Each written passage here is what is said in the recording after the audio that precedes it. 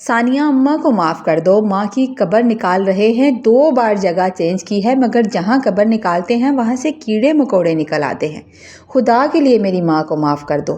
میرا من پسند شخص جو کبھی میری محبت تھا میرے سامنے گھٹنوں کے بل بیٹھا، ہاتھ جوڑے میری منتیں کر رہا تھا۔ میرے چہرے پر ایک سکون اور ایک خاموشی تھی۔ کبھی اس شخص کی محبت میں کچھ بھی کرنے کو تیار تھی، آج اس پر ذرا ترس نہیں آ رہا تھا۔ وہ روتے ہوئے پھر سے التجا کرنے لگا اور مجھے وہ وقت یاد آنے لگا جب وہ اور اس کی ماں مجھے لوہے کی لاٹھی سے مارتے تھے اور میں درد و تکلیف کی اس انتہا پر ہوتی تھی کہ رو بھی نہیں پاتی تھی، اور وہ وقت جب میرا باپ ہاسپٹل میں تھا اور میرے شوہر نے، میرا نام ثانیہ تھا اور میں ایک امیر باپ کی اکلوتی بیٹی تھی۔ جب ہوش سنبھالا تو پتہ چلا کہ میرا ایک چچا بھی ہے جو بہت غریب ہے اور نشہ کرتا ہے، اور اس نے اپنے حصے کی جائیداد کو بیچ ڈالا ہے۔ ان کا ایک بیٹا کاشف اکثر ہمارے گھر آتا، اس کی ابا سے کیا بات ہوتی تھی میں یہ نہیں جانتی تھی۔ ایک دفعہ میں اپنے کمرے سے نکل رہی تھی کہ اس کا ٹکراؤ مجھ سے ہو گیا۔ وہ مجھ سے کہنے لگا کہ اسے مجھ سے بات کرنی ہے۔ میں اس وقت یونیورسٹی جا رہی تھی۔ میں نے کہا میرے پاس وقت نہیں ہے، آپ نے جو بات کرنی ہے ابا سے کریں، آپ نے مجھ سے کیا بات کرنی ہے؟ میں یہ کہہ کر چلی گئی اور وہ جاتے ہوئے مجھے دیکھتا رہا۔ یونیورسٹی آ کر مجھے احساس ہوا کہ مجھے اس کی بات سن لینی چاہیے تھی، جانے وہ مجھ سے کیا کہنا چاہ رہا تھا، مگر پھر میں نے سر جھٹک کر اس بات کو ختم کر دیا۔ اس بات کو 1 ہفتہ گزرا کہ میں یونیورسٹی سے آ رہی تھی۔ میں نے دیکھا کہ 2 لڑکے اس سے جھگڑا کرنے کی کوشش کر رہے تھے۔ پہلے تو میرا دل کیا کہ میں چلی جاؤں، لیکن پھر خیال آیا کہ جیسا بھی ہے میرے چچا کا بیٹا ہے، مجھے رک کر اس کی مدد کرنی چاہیے۔ میں نے گاڑی روکی، ان کے پاس گئی۔ پوچھنے پر پتہ چلا کہ ان لڑکوں کے پیسے دینے تھے کاشف نے، جس کی وجہ سے وہ اسے مار رہے تھے۔ میرے پاس کچھ پیسے تھے، میں نے اسی وقت نکال کر ان کو دے دیے۔ وہ لڑکے تو چلے گئے لیکن کاشف کی آنکھوں سے آنسو بہنے لگے۔ پھر وہ میرے ساتھ گاڑی میں بیٹھ گیا اور مجھے کہنے لگا کہ ابا کو تایا ابا نے جائیداد میں سے بہت کم حصہ دیا تھا، اس لیے بار بار آپ کے گھر جاتا ہوں، مگر آپ کے ابا میری بات نہیں سنتے۔ ابا کو جو کچھ بھی ملا تھا وہ انہوں نے نشے میں بیچ ڈالا اور میں قرض لے کر گھر چلا رہا ہوں، اور کوئی نوکری بھی نہیں ہے میرے پاس۔ یہ بات کرتے ہوئے اس کی آنکھوں میں آنسو تھے اور وہ پریشان لگ رہا تھا۔ مجھے اس سے بہت ہمدردی ہونے لگی اور میں نے اس کی مدد کرنے کا وعدہ کر لیا۔ میں گھر آئی تو میں نے ابا سے کہا کہ آپ نے چاچو کا حصہ کیوں نہیں دیا؟ تو وہ کہنے لگے تم اصل بات نہیں جانتی، تم اس معاملے میں مت پڑو۔ اگلے دن جب کاشف مجھ سے پھر ملا تو مجھ سے پوچھنے لگا کیا تم نے ابا سے بات کی تھی؟ تو میں نے کہا ہاں۔ تو کہنے لگا تم خاموش ہو گئی نا، انہوں نے انکار کر دیا نا؟ میں نے کہا ہاں۔ تو کہنے لگا دیکھا وہ ہمیں پسند نہیں کرتے، مجھ سے ملتی ہو یہ بات بھی تایا ابا کو اچھی نہیں لگے گی، انہیں ہم جیسے غریب رشتہ دار نہیں پسند۔ پھر اس نے مجھے اپنی باتوں میں اس طرح گھیرنا شروع کیا کہ مجھے لگتا تھا کہ میرے ابا نے میرے چچا کے ساتھ بہت غلط کیا ہے۔ ایک دن کاشف ملا تو بہت رو رہا تھا، اس کے ابا کا کوئی پتہ نہیں تھا، وہ بہت دنوں سے غائب تھے۔ اب میں گھر میں سے چوری کرنے لگی تھی اور ابا سے بہانے سے پیسے لے کر کاشف کو دیتی تھی۔ ہر بار وہ مجھ سے ایک نئی پریشانی کا ذکر کرتا اور میں اس سے وعدہ کر لیتی۔ دھیرے دھیرے میں اسے پسند کرنے لگی، اور اگر میں کبھی کاشف کی بات گھر میں کرتی تو ابا کو بہت غصہ آتا۔ وہ کہتے کہ جتنا میں ان لوگوں کو جانتا ہوں تم نہیں جانتی۔ پھر مجھے یوں ہی لگتا تھا کہ ابا کو وہ لوگ غریب ہیں اس لیے نہیں پسند، اور کاشف بھی مجھے منع کرتا تھا کہ مجھ سے ملتی ہو اس بات کا ذکر ابا سے مت کیا کرو۔ ابا کے ایک امیر دوست کے گھر سے میرا رشتہ آیا اور ابا رشتہ کرنے لگے۔ میں نے منع کیا مگر میرے باپ کو مجھ پر بہت غصہ آیا۔ اس بات کا ذکر جب میں نے کاشف سے کیا تو کہنے لگا وہ کبھی بھی تمہاری شادی میرے ساتھ نہیں کریں گے۔ پھر میں اس کی باتوں میں ایسی آئی کہ میرے باپ نے جو زمین بیچی تھی اس کا 38 لاکھ زمین کا ایک ٹکڑا بیچ کر پیسے کاروبار میں ڈالنے کے لیے رکھے تھے۔ میں نے وہ 38 لاکھ بھی لیے اور گھر سے بھاگ گئی۔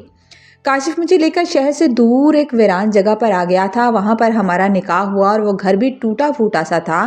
نکاح کے بعد مجھے یہ خوشی تھی کہ میں نے اپنا من پسند شوہر پا لیا ہے، مگر اندازہ نہیں تھا کہ بہت سی مشکلات کا سامنا کرنا پڑے گا۔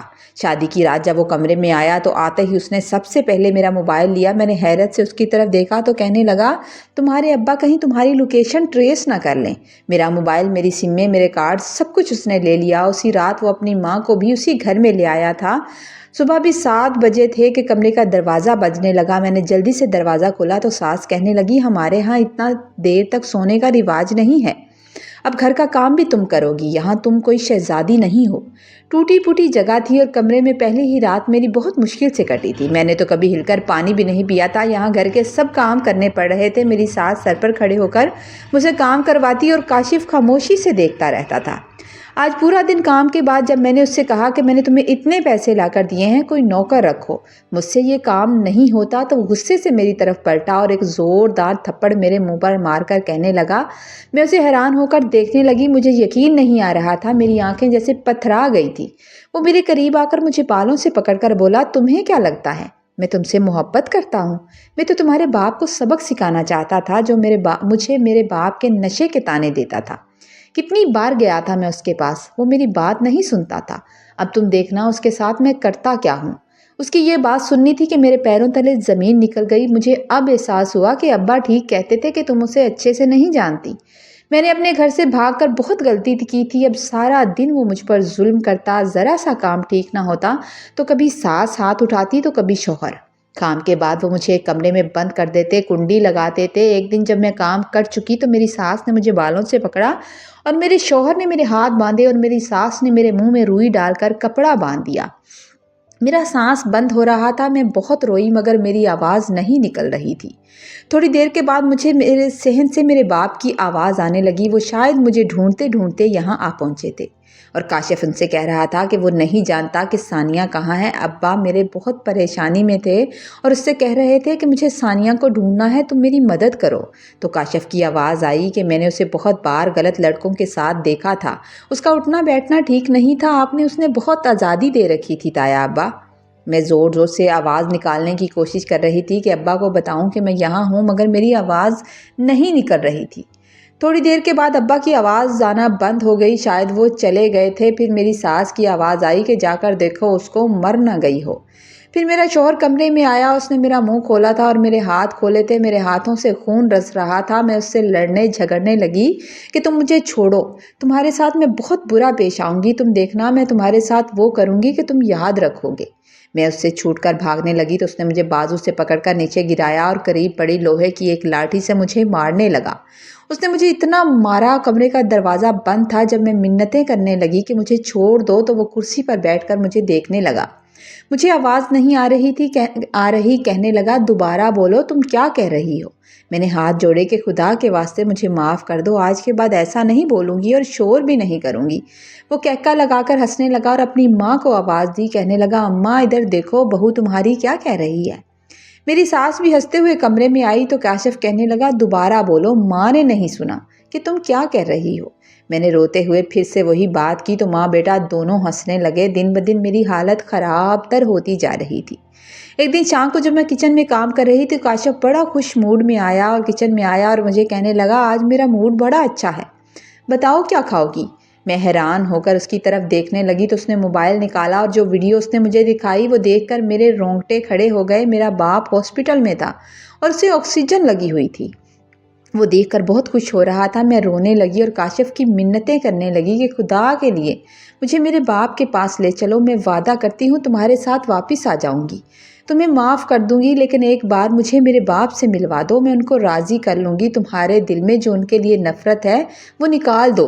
मगर वो तंजिया लहजे में कहने लगा, तुम्हें क्या लगता है मैं तुम्हारी बातों में आऊँगा? जिस तरह मेरे बाप का कोई पता नहीं है, तुम्हारा बाप चाहता तो मेरे बाप को ढूंढ सकता था, मगर उसने मेरे साथ मिलकर नहीं ढूंढा। बिल्कुल इसी तरह मैं तुम्हें ढूंढता ढूंढता एक दिन वो मर जाएगा। इसी दिन मैं बहुत दुखी थी। मैंने अपनी सास की भी बहुत मिन्नत की कि उससे बात करो तो उसने मुझे पाँव से ठोकर मार दी। दोनों बैठे खाना खा रहे थे मगर मेरे हलक से एक निवाला नहीं उतर रहा था। मुझे देखकर वो दोनों खुश हो रहे थे। मैं भी दोनों की तरफ देख रही थी। मेरी सास बोली, मार खाने का इरादा है क्या? काफ़ी दिन से काशिफ तुमने इसकी तबीयत सेट नहीं की, देखो कैसी बैठी घूर कर देख रही है। तो काशिफ मेरी तरफ देखकर बोला, हाँ अम्मा आप ठीक कह रही हैं। और उसी वक्त उसके मोबाइल पर किसी की कॉल आई थी और वो उठा और मुझे पकड़ा और घसीट कर कमरे में उसने हाथ बांधे और कुर्सी के साथ बांध दिया और दोनों माँ बेटा जाने कहाँ चले गए। वो रात भी गुजर गई, वो दोनों घर नहीं आए, पूरा दिन गुजर गया। तकरीबन अगला 4 बजे का टाइम था कि काशिफ घर आया और कपड़े चेंज करने लगा। मैंने उससे कहा, खुदा के लिए मुझे छोड़ दो, जाने दो। वो जल्दी में जूते पहन रहा था। कहने लगा, तुम्हारा बाप मर गया है, तुम उसको देख तो नहीं सकती? हाँ, ये खबर सुनना तुम्हारा हक है। یہ سننا تھا کہ میری تو جان نکلنے لگی، میں رونے تڑپنے لگی اور کہنے لگی خدا کے لیے مجھے ایک بار دیکھنے دو، دور سے مجھے دکھا کر لے آؤ، میں تمہارا احسان کبھی نہیں بھولوں گی، مجھے ایک بار میرے باپ کو دیکھنے دو، رک جاؤ۔ مگر کاشف نہیں رکا، وہ چلا گیا، وہ اسی طرح دروازہ لاک کر گیا۔ میں روتی رہی، آوازیں دیتی رہی کہ شاید کوئی میری آواز سنے اور اس گھر تک چلا آئے۔ یہ گھر زمینوں میں بنا ہوا تھا، یہاں نزدیک کسی کا گھر نہیں تھا۔ جو تھوڑی بہت زمین چچا نے نہیں بیچی تھی، کاشف اسی پر کام کرتا تھا اور گھر کا خرچ چلاتا تھا، اور جانے وہ پیسے اس نے کہاں رکھے تھے جو میں نے اسے دیے تھے۔ میں روتی رہی کہ کاش کوئی میری آواز سنے اور اس گھر کے قریب آئے، مگر کوئی نہیں آیا۔ رات گئے، دونوں ماں بیٹا واپس آئے اور آپس میں باتیں کرنے لگے۔ کاشف نے میرے ہاتھ کھولے اور کھانا میرے پاس رکھ کر کہنے لگا، کھا لو، تمہارے باپ کے گھر سے آیا ہے، اور پھر کپڑے بدلنے لگا۔ میرا دل غم سے پھٹ رہا تھا۔ میں نے روتے ہوئے کہا، کاشف تمہیں اللہ پوچھے گا، تمہاری ماں کو بھی اللہ پوچھے گا، تم دیکھنا تمہارے ساتھ وہ ہوگا جو تم نے سوچا بھی نہیں تھا۔ پہلے تو وہ میری بات سنتا رہا۔ اتنی دیر میں میری ساس کمرے میں آئی اور اس نے ایک زوردار تھپڑ میرے منہ پر مارا اور بالوں سے میرا سر پکڑ کر دیوار کے ساتھ مارنے لگی اور کہنے لگی، ساری زندگی تمہاری ماں نے سسر کی ہر چیز پر قبضہ کیا۔ میری ساس کہتی تھی تمہاری ماں بڑی صبر والی ہے، اور تمہاری ماں نے تعویذ دھاگے کروا کر ساس کو اپنے قبضے میں کر لیا، مجھے ایک بھی سکھ کا سانس نہیں آنے دیا۔ تمہارے باپ نے ساری جائیداد لے لی اور جانتا تھا کہ اس کا شوہر نشہ کرتا ہے، سارے خاندان کو یہ کہہ دیا کہ اس نے نشے میں بیچ دیا ہے سب کچھ۔ آج جب دیکھا تمہارے باپ کے پاس کیا بچا، بے سہارا مر گیا۔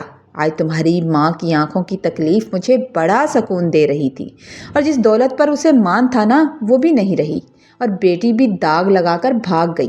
تمہارے باپ کی میت کے پاس جب لوگ تمہارے بھاگنے اور تمہارے گندے کردار کی باتیں کر رہے تھے، مجھے بڑا سکون مل رہا تھا۔ تمہاری ماں کہتی تھی نا کہ تمہارا بیٹا آوارہ ہے، پڑھا لکھتا نہیں ہے، ایک آوارہ انسان بنے گا۔ تمہارا باپ بھی میرے بیٹے کو آوارہ کہتا تھا۔ اب دیکھا تم نے، میرے ہاتھ کھلے ہوئے تھے، میں نے اپنی ساس کو دھکا دے دیا کیونکہ میرے صبر کی انتہا ہو گئی تھی۔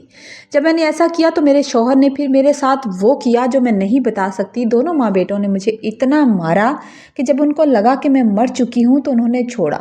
میری ایک ٹانگ پر لوہے کی اتنی لاٹھیاں ماری کہ اس کی ہڈی ٹوٹ گئی تھی۔ مجھ میں اتنی ہمت نہیں رہی تھی کہ میں رو سکوں۔ میری آنکھیں پتھرا گئی تھی، درد کی تکلیف برداشت ختم ہو گئی اور میں بے ہوش ہو گئی۔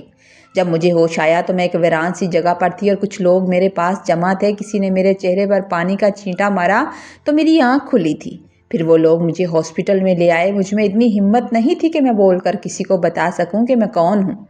وہ ایک سوشل ورکر عورت تھی جو بار بار مجھ سے پوچھ رہی تھی کہ تمہارا نام کیا ہے اور تم کہاں سے ہو۔ جب میں کچھ بولنے کے قابل ہوئی تو میں نے اسے بتایا کہ میرا نام ثانیہ ہے، اور پھر میں نے اسے اپنے بارے میں وہ سب بتا دیا۔ وہ عورت جس کا نام مقصود بیگم تھا، اس نے میری ماں سے رابطہ کیا اور انہوں نے بتایا کہ ان کی بیٹی ہاسپٹل میں ہے، تو میری ماں نے کہہ دیا کہ اس کی کوئی بیٹی نہیں ہے، جو تھی وہ مر چکی ہے۔ میں قصوروار تھی، میں نے اپنی ماں کا سہاگ اجاڑ دیا تھا۔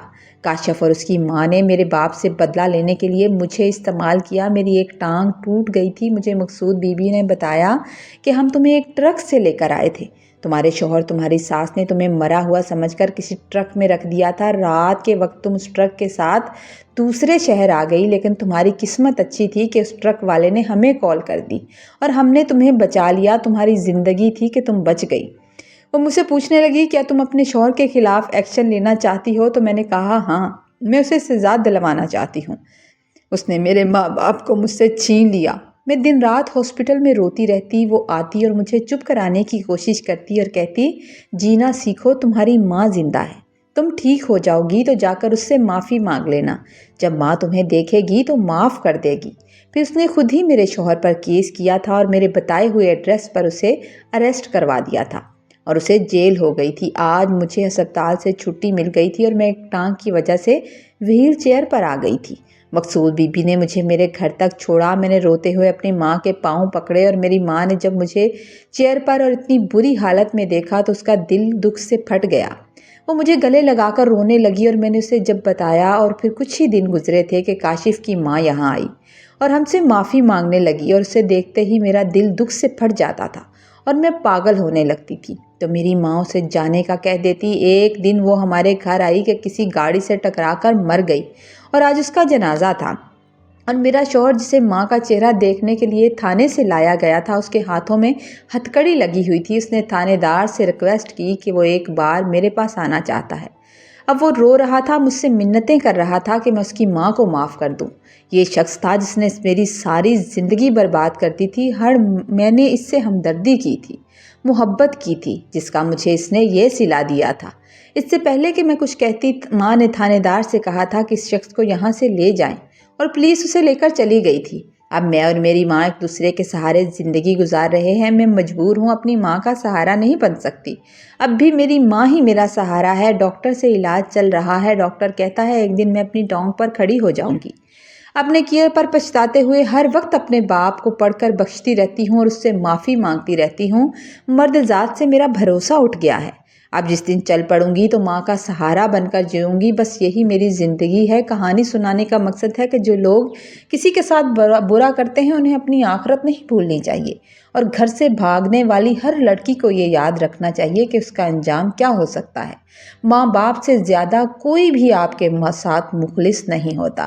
سٹوری اچھی لگے تو لائک کریں، شیئر کریں، سبسکرائب کریں۔ خوش رہیں۔